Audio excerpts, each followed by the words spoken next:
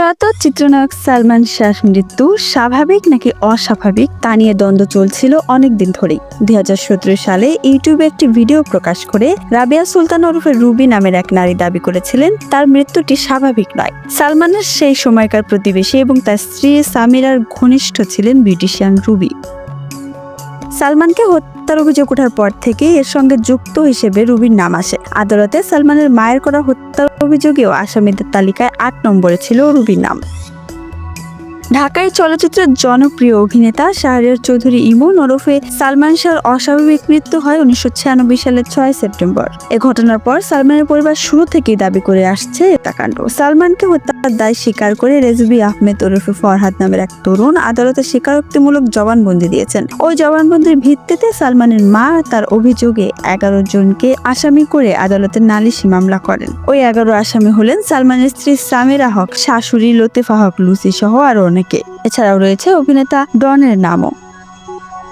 সালমান শাহর এক প্রতিবেশী দাবি করেন সালমান শাহর অনুপস্থিতিতে তার বাড়িতে নিয়মিত যাতায়াত করতেন ডন। এছাড়াও সালমান শাহর স্ত্রী সামিরার সাথে ডনের একটি অবৈধ সম্পর্ক আছে বলেও সেই সময় একটি রিউমার ছড়িয়েছিল। কেউ কেউ মনে করছেন কিছু রটলে তবে কিছু বটে, অনেকেই আবার এই ঘটনাকে সত্য বলে দাবি করেছেন।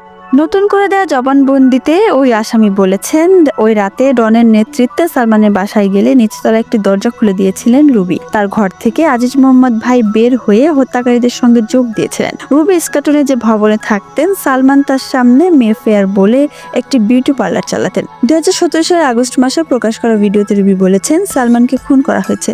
তিনি বলেন, এই খুনের বিষয়ে আমি সব জানি, যেভাবেই হোক আবার যেন মামলা তদন্তের ব্যবস্থা করা হয়, আমি যেমন করেই হোক সাক্ষ্য দেব। ভিডিওতে সালমানের মাকে উদ্দেশ্য করে তিনি বারবার বলেছেন, ইমন আত্মহত্যা করে নাই, তাকে খুন করা হয়েছে। নীলা ভাবি প্লিজ একটা কিছু করেন, আমার হাজবেন্ড এটা করাইছে আমার ভাইরে দিয়ে, সামিরার ফ্যামিলি করাইছে, আমার ছোট ভাই রুমিরে দিয়ে খুন করানো হয়েছে, রুমিরেও খুন করা হয়েছে।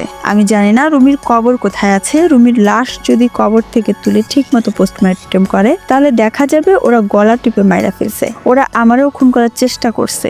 এই কেস যেন শেষ না হয়। রুবিকে নতুন মামলায় 8 নম্বর আসামি করা হয়েছে, তবে রুবি এখন কোথায় আছেন তা জানা সম্ভব হয়নি। এদিকে পোস্টমর্টেম রিপোর্টে পাওয়া যাচ্ছে সালমান শাহর বুকে একটি আঘাতের চিহ্ন রয়েছে। তাহলে কি এটি সত্যিই কোনো স্বাভাবিক মৃত্যু ছিল কিনা, আত্মহত্যা ছিল কিনা, অস্বাভাবিক কোনো হত্যা ছিল কিনা, এখন তারই অপেক্ষায় গোটা দেশ।